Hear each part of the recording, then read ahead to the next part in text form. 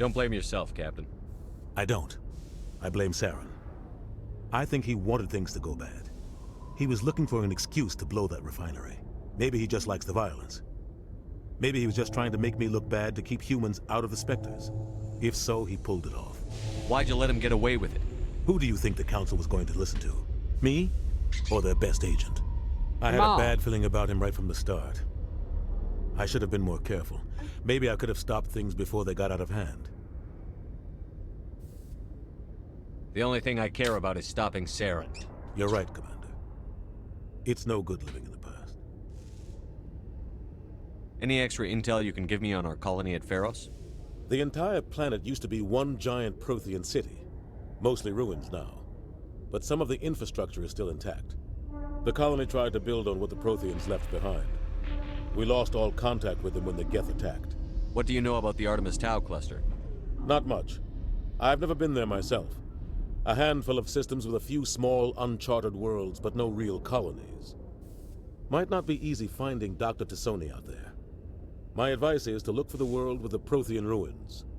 What can you tell me about Noveria? Novaria's trouble. Always has been. The whole planet's basically a center for corporations to conduct illegal research. Watch your back there, Shepard. Spectres are about the only form of Citadel authority Noveria respects. But they aren't popular.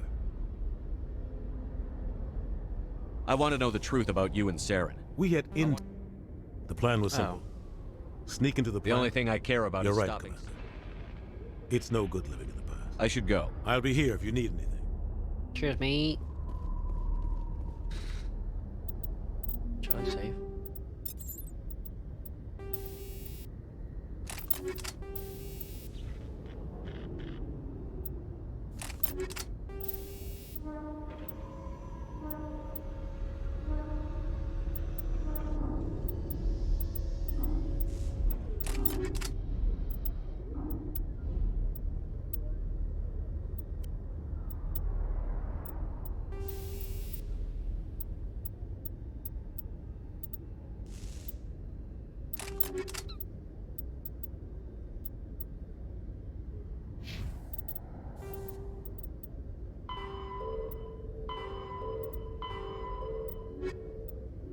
Go.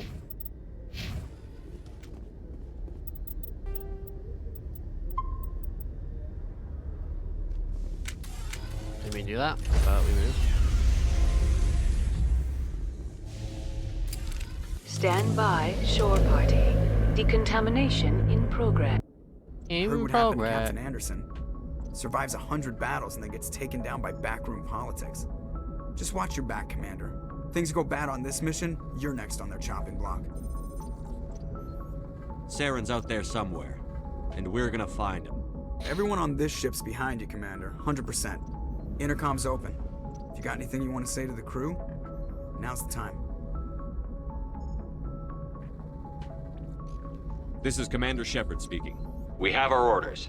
Find Saren before he finds the conduit. I won't lie to you, crew. This mission isn't going to be easy. For too long, our species has stood apart from the others. Now it's time for us to step up and do our part for the rest of the galaxy. Time to show them what humans are made of.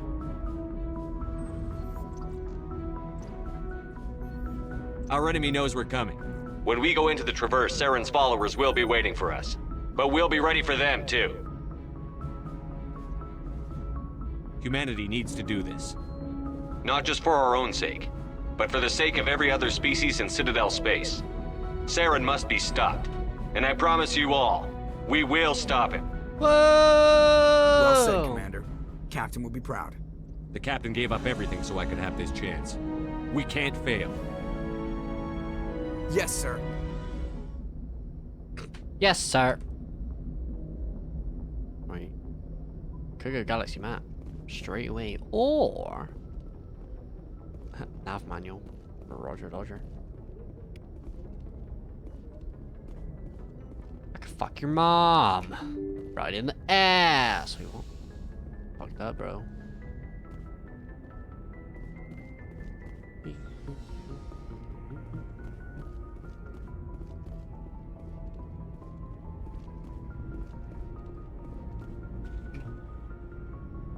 Yo.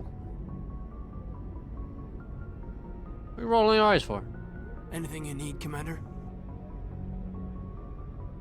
Just trying to get a sense of where the crew's at. Thoughts? I've wasted enough of your time for now, Commander. We'll have time for personal debriefings later. What's your opinion on the last mission? I don't see how we could have done things any better. At least not without getting to Eden Prime sooner. And we were on the scene faster than any other Alliance ship could have been. We'll talk another time, Lieutenant. Commander? Come on. Onion.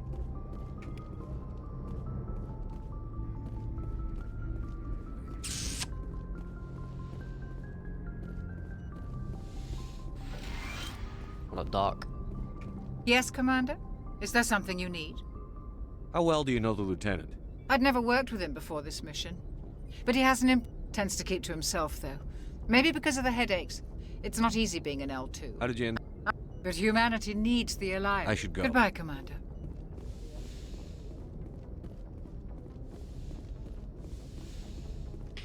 Bam, bam, ba ba ba no no no.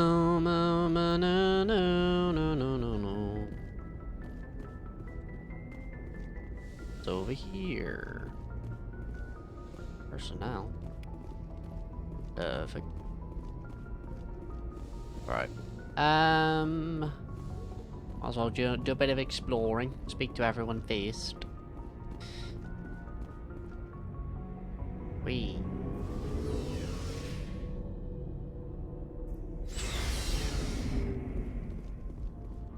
Yo. Nice ship you've got, Shepard. What can I do for you? What's your story, Rex? There's no story. Go ask the Quarian if you want stories. You Krogan lived for centuries. Don't tell me you haven't had a few interesting adventures. Well, there was this one time the Turians almost wiped out our entire race. That was fun. I heard about that. You know, they almost did the same to us. It's not the same. It seems pretty much the same to me. So your people were infected with a genetic mutation? An infection that makes only a few in 1,000 children survive birth?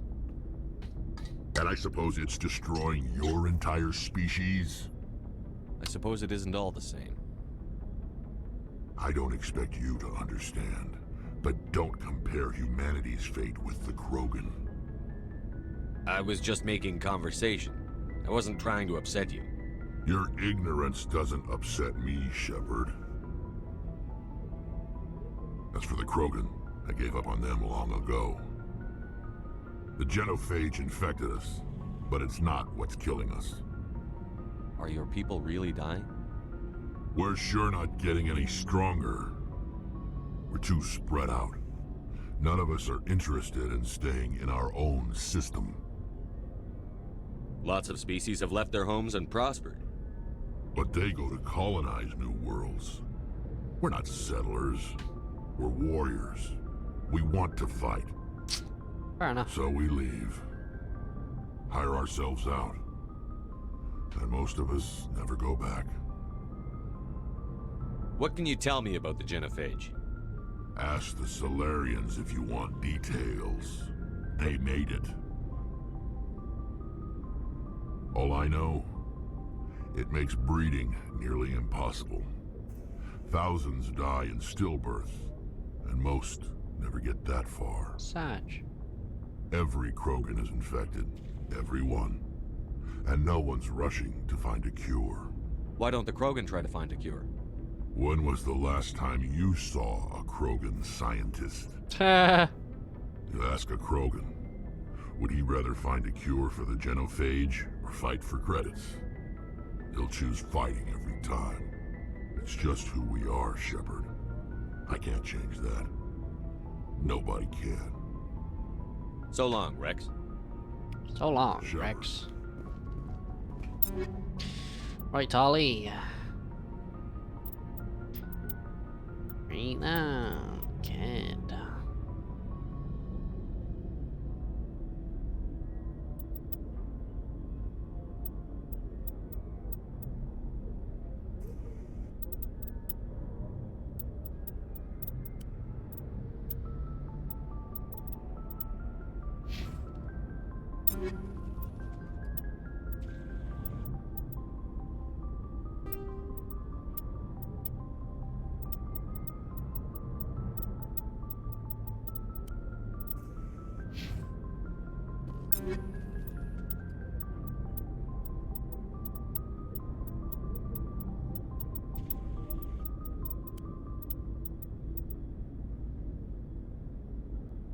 Hmm. Hmm.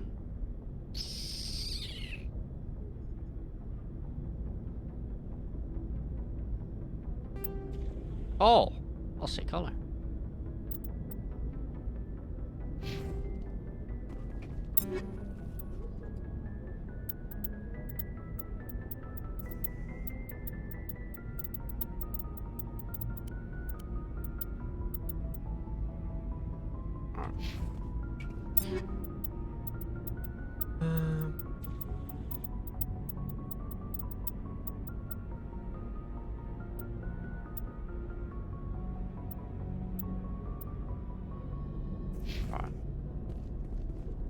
Commander? What's your opinion on the last mission? Kinda wish you'd got there sooner, Commander. No offense, I appreciate the rescue. I just wish... You wish we'd been able to save the rest of your unit? Yes, sir. If I had been more alert, we wouldn't have been cut down by an ambush. The Geth are perfect ambushers. They don't move, they don't make noise, they don't even breathe. Sir, they have flashlight heads. I'll make sure it doesn't happen again. Do you have a few minutes to talk one-on-one? I'm sorry, Commander. I need to get my duty squared away. I wouldn't mind talking more later, though. Dismissed, Chief. Sir.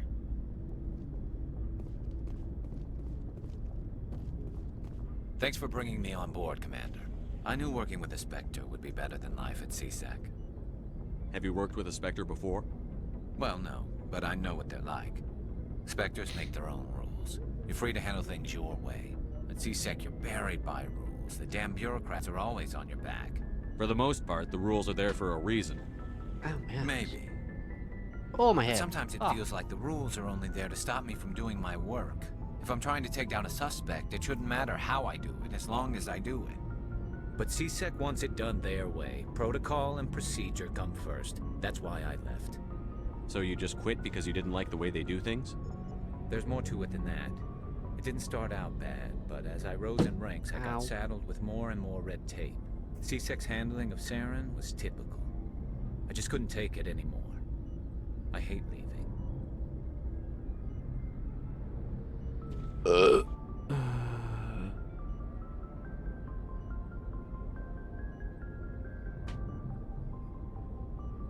I hope you made the right choice. I'd hate for you to regret it later. Well, that's sort of why I teamed up with you. It's a chance for me to get off the Citadel, see how things are done outside CSEC.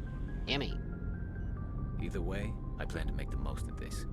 And without CSEC headquarters looking over my shoulder, well, maybe I can get the job done my way for a change. If getting the job done means endangering innocent people, then no. We get the job done right, not fast. Got it? I wasn't trying to... I understand, Commander. I didn't mean to be. Looking for supplies? Let's see what you've got. You bet, Commander. Oh, I didn't mean to be a dick. Sorry.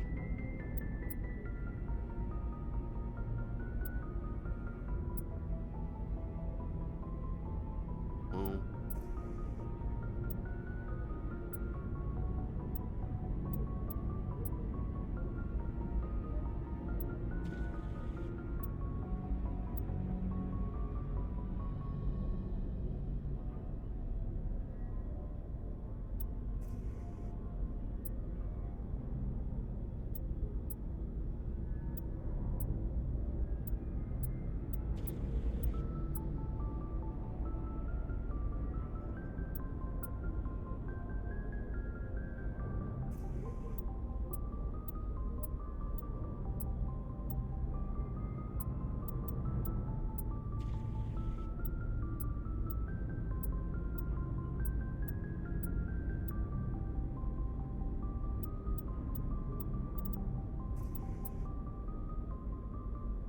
Bruh. I want the humana.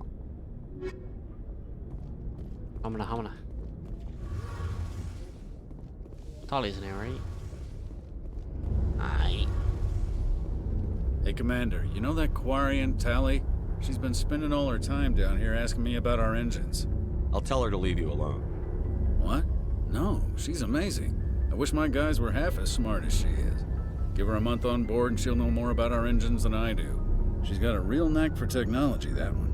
I can see why you wanted her to come along. I figured she'd be a real asset to the team. You got an eye for Tali, Commander, but I'm guessing that's not why you came down here. Fill me in on the IES stealth systems. How does it work exactly? You can't hide a ship out in space. They emit too much heat and radiation. Too easy for sensors to pick them up. Unless you find a way to capture those emissions. So our stealth systems trap the energy we give off in storage sinks built into the ship itself. No emissions to give away our location. Eventually the sinks have to be vented. More than a few hours silent running and they overheat. Cook us inside our own hull. There's no way for anyone to detect us? A visual scan can still pick us up. Anyone looking out a window can see us plain as day. But you have to be pretty close to get an actual visual out in space. Most vessels rely on scanners. As long as the stealth systems are engaged, they can't see us. Not unless we accelerate to FTL speeds. Why doesn't it work with faster-than-light travel? Cranking up to FTL blue shifts our emissions, pushes them into frequencies too high to capture in the sinks. As soon as we make the jump, it's like setting off a flare. Sensors can pick up our location whenever we enter or exit FTL flight, but for short-range missions, our stealth systems are amazing, and we've got the only one. Where else have you served, Adams? If you name a class of Alliance ship, I've probably served on it. Everything from dreadnoughts and carriers right down to frigates like the Normandy. My last assignment was on the Tokyo, only a cruiser, but she was a good ship. Couldn't hold a candle to the Normandy, though. I want to know more about the Normandy. She's the best ship I've ever served on, probably the fastest vessel ever designed. And she's the only one using the new Tantalus drive core. What's so special about the Tantalus drive core? Proportionally, it's about twice the size of any other vessel. Not only are we faster, but we can run at FTL speeds longer before we have to discharge the core. Carry on, Adams. Aye, aye, Commander. Yo. Your ship's amazing, Shepard. I've never seen a drive core like this before. I can't believe you were able to fit it into a ship this small. I'm starting to understand why you humans have been so successful. I had no idea Alliance vessels were so advanced. The Normandy's a prototype. Cutting-edge technology. A month ago, I was patching a makeshift fuel line into a converted tug ship in the flotilla. Now, I'm sitting on board one of the most advanced vessels in Citadel space. Yeah. I have to thank you again for bringing me along. Traveling on a vessel like this is a dream come true for me. I had no idea you found ship technology so interesting. I love the good old HDL. It comes with being a Quarian. The migrant Human fleet defense is the lethal. key to the survival of my people. Ships are our most valuable resource. But we don't have anything like this. We make do with cast-offs and second-hand equipment. We just try to keep them running for as long as we can. Some of the fleet's larger vessels date all the way back to our original flight from the Geth. I can't believe your fleet's still using ships that are 3 centuries old. They're constantly being repaired, modified, and refitted. They aren't pretty, but they work. Mostly. We've tried to make ourselves as independent as possible on the flotilla. Grow our own food, mine, and process our own fuel. But some things we just can't make on our own. A patch to maintain the hull integrity requires raw materials we just don't have. That's why our pilgrimages are so important. Tell me about your people. Our lives aren't easy. Resources are scarce, and we are constantly on the move. Everything we do must in some way contribute to the continuation of the migrant fleet. There are 17 million Quarians in the flotilla, and each of us relies on the others for survival. The bonds among my people are strong. Unfortunately, we have had to surrender many of the freedoms and civil liberties other species take for granted. What kind of freedoms? Well, it's illegal for parents to have more than one child. Is this Asia? If our population grows too much, Fucking China. it would strain our resources to their breaking point. Of course, we also can't allow our numbers to become too few. If our population is in decline, the rule against single births is temporarily repealed. In extreme cases of population decline, incentives are even offered to encourage multiple births, though the Conclave hasn't had to take such measures in nearly a century. That's your government. The Conclave is our civilian branch of government.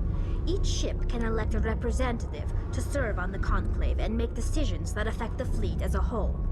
On matters that affect an individual ship, however, the captain has the final say.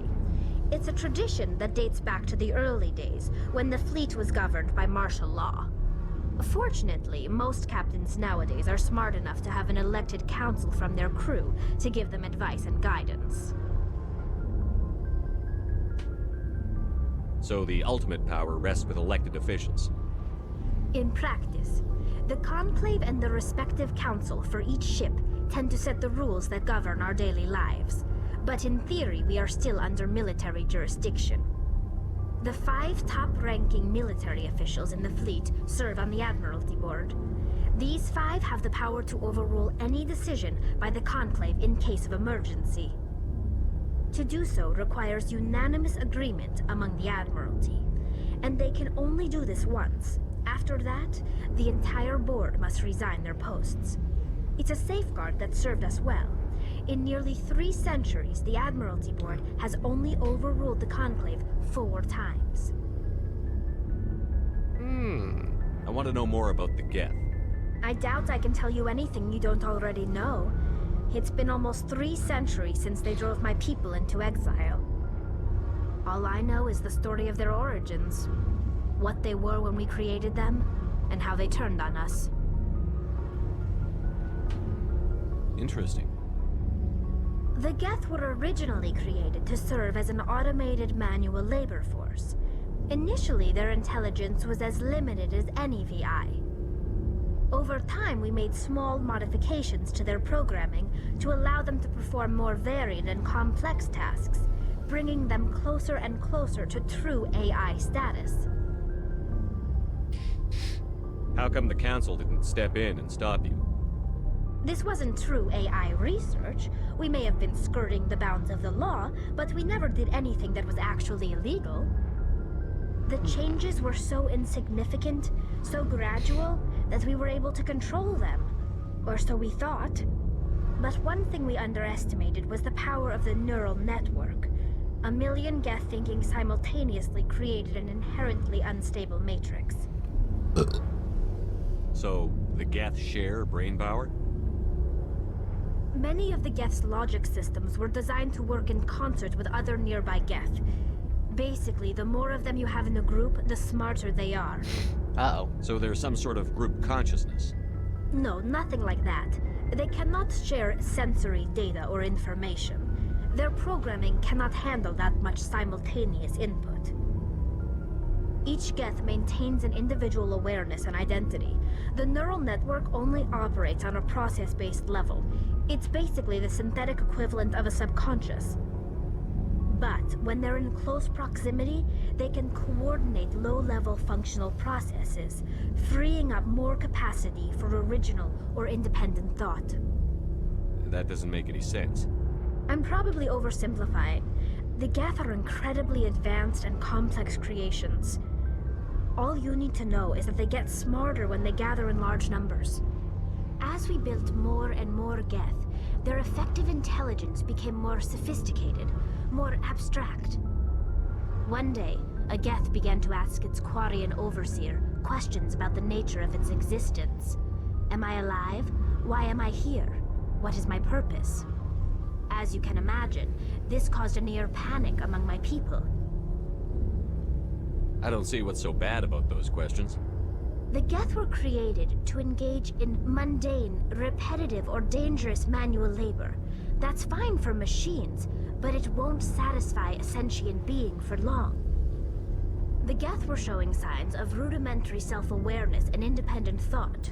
If the Geth were intelligent, then we were essentially using them as slaves. Uh-oh. It was inevitable the newly sentient Geth would rebel against their situation. We knew they would rise up against us, so we acted first. A general order went out across all Quarian-controlled systems to permanently deactivate all Geth. The Geth responded to this order violently. You can't blame them for fighting for their survival. We had no other choice. The Geth were already on the verge of revolution. By acting quickly, we had a chance to end the war before it began. The hope was that most of the Geth would still be little more than machines, incapable of organized resistance. But they had progressed much further than anyone anticipated. The war was long and bloody. Millions upon millions of Quarians died at their hands. In the end, we were forced to flee our own homeworld. We feared the Geth would pursue us, but they never came beyond the Veil. Now we drift through space, exiles searching for a way to reclaim what was once ours. It's hard to feel sorry for you. Your ancestors tried to wipe out another species. We made a mistake when we created the Geth in the first place, but we did not make a mistake when we went to war against them. If we had not acted, they would have wiped us out. They're a synthetic life form. They have no use for organics. None.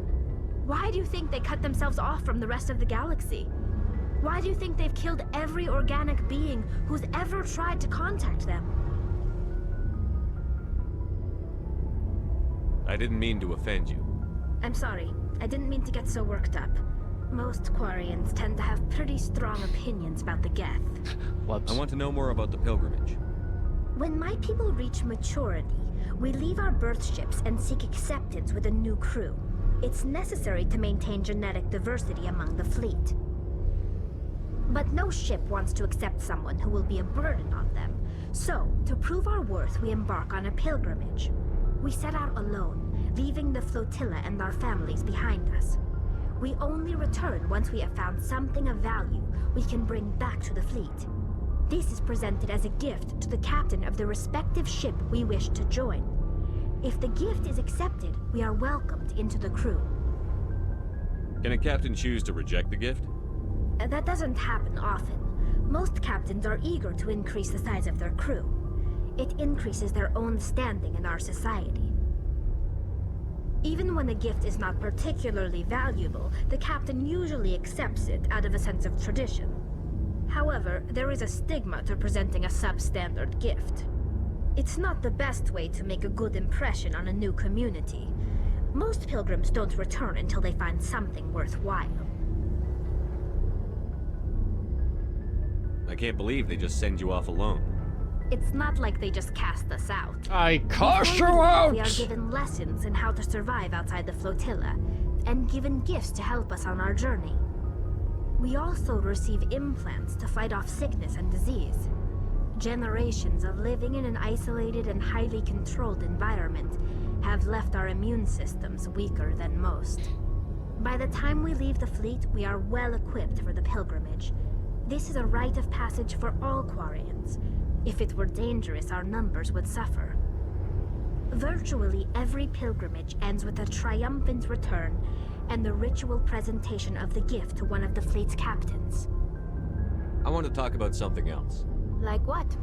Nothing. I should go. See you later. Bye, alligator.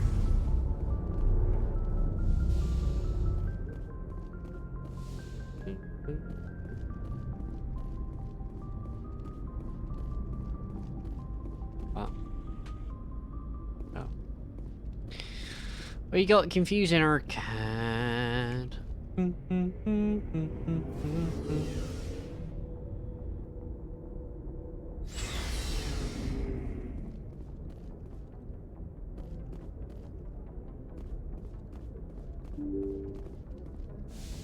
I think that's every no. Oh well. What's left is just a little back area, right? Yeah. Alright. Well, I'm probably gonna leave it there, to be fair.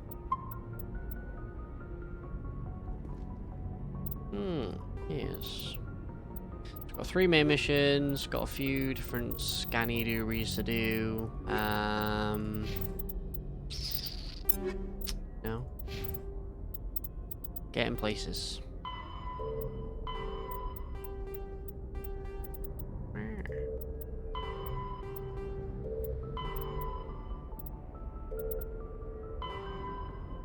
Cool. In the early driven from Pharaoh, there are faster than biotic, an artificial combat, all modern. Kill. Nice. Ha, save 13. But yes, I'll leave it there. Getting a bit further. We're a Spectre now. Happy days. We love that. Love that thing. We love that. It's stuff.